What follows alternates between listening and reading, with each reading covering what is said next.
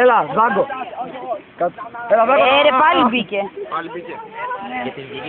Μπαινοβγαίνει. Μια δήλωση. Μιλάμε, δεν ξέρουμε τι έχει γίνει, Η κατάσταση είναι πάρα πολύ, είναι κρίσιμη η κατάσταση. κρίσιμη κατάσταση. Τώρα βρίσκεται σε κόμμα, του έχουμε δώσει 2 ενές αναισθησίας, αλλά ακόμα ζει, κάθε. Πραγματικά, είναι κόσμο, πώς το λένε, παγκόσμιο κάτι, έλα, μια δήλωση. Λοιπόν, περνάει για τρόπο. Θα επιζήσει. Όχι, δεν είναι πολύ σοβαρή κατάσταση. Οι επόμενες 24 ώρες θα είναι πολύ κρίσιμες. Κρίσιμες. Ας δούμε τον ασθενή, μπορείτε να τον σκεφτείτε. Μια δήλωση. Δεν χαμιέσαι ρε μαλάκα. Πώς μιλάμε έτσι. Μα πώς μιλάει. Μα είναι πράγματα αυτά τώρα στην ελληνική τηλεόραση. Από εδώ Αλέξανδρος Χρυσίδης με την αποκλειστικότητα αυτού του τραγικού συμβάντος.